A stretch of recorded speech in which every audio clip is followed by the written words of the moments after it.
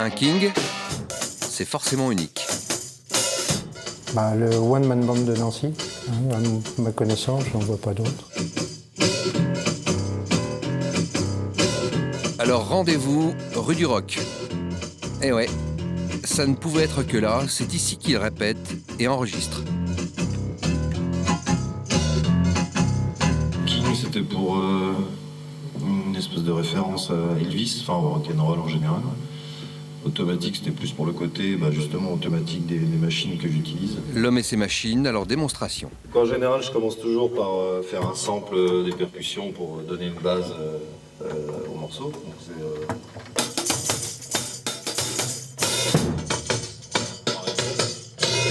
et ensuite j'y ajoute du clavier.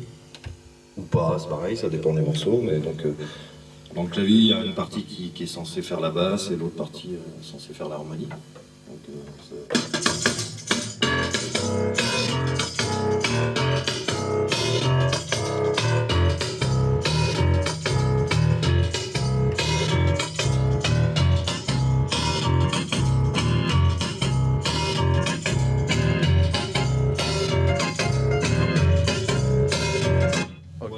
Et ensuite?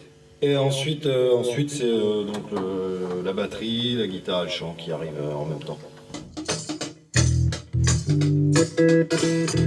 Mais pas seulement. Il y a aussi l'harmonica.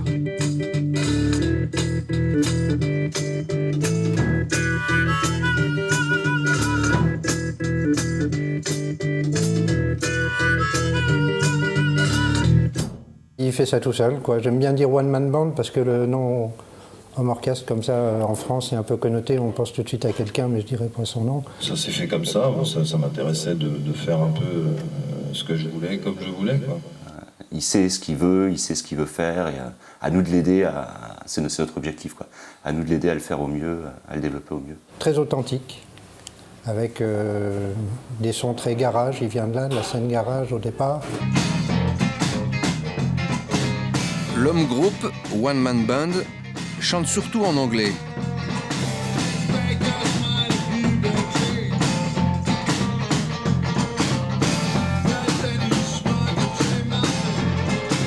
À son répertoire, une seule chanson en français, il y a sans doute une raison. T'es américain? Non, je suis un ancien. T'es pas américain? Même pas. Pas encore King, Jérémy a grandi au faubourg des Trois Maisons, nul en classe, mais très très bon camarade, genre surdoué pour le dessin en solo, et attiré par la musique en bande. Depuis tout petit, je fais de la batterie, quoi. Donc après, dans tous les groupes dans lesquels j'ai joué, en étant adolescent ou plus tard, c'était en tant que batteur. Il a cette facilité qu'ont les batteurs, de pouvoir avoir, eux, la chance, 4 membres indépendants. Déjà, nous, on a du mal avec main gauche, main droite, mais eux, ils sont déjà très forts avec main gauche, main droite. Mais en plus, ils savent travailler les deux pieds indépendamment des autres membres. Ce qu'il veut faire, jouer. Jouer un maximum. Jouer avec les deux mains, ambidextre. Avec les deux pieds, ambipode. Et en plus, la bouche pour le chant et l'harmonica. Il s'est donc construit un monde, un style à lui. Son univers rock, bagnole, fringues et design anglo-saxon va de 1950 à 79. Il le revendique à 200%. Comme disait John Lennon, merde, qu'est-ce qu'il disait déjà Il disait le rock français, c'est comme le vin anglais, quoi. C'est dégueulasse. Inspiration et parolier british, musique tarantinesque. Alors pas étonnant qu'il rencontre plus de succès à l'étranger. King Automatic n'a pas encore explosé en France, peut-être parce que son support favori, les disques en vinyle, ont quasi disparu du marché hexagonal. Il y a toujours eu des productions de vinyle partout ailleurs, à l'étranger. Il n'y a qu'en France où on a décidé d'arrêter vraiment pour escroquer les gens avec le CD, quoi.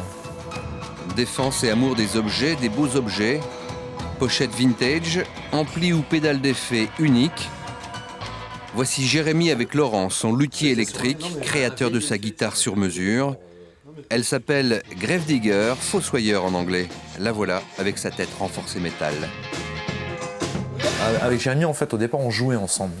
On jouait dans un groupe qui s'appelait Sound the Crack, et donc qui a commencé en 96. Alors après la guitare et la musique, voici l'amitié sur mesure. Le vieux pote de plus de 15 ans va nous raconter Dr King et Mr Jeremy. Bah, je trouve qu'il a un certain détachement, tout en étant assez précis en fait dans ce qu'il fait. Aussi un peu je m'en foutiste, assez timide, assez réservé. Ouais. Mais en fait, quand il a des trucs à dire, il le dit sans embâche, quoi. Cash, sensible, soliste et indépendant, mais pas solitaire.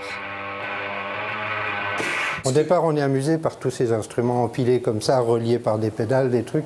Il y a un côté gadget comme ça, mais quand ça démarre en concert, on rigole plus, quoi. C'est vraiment rock'n'roll.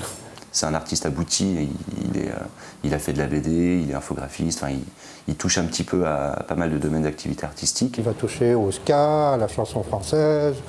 Il ne va pas rester cantonné dans le rock garage, c'est pas son genre, il est assez ouvert. La preuve, sur son dernier album, un titre en français plein d'humour, style Audiard au 2/3 degré, Le redresseur de tort.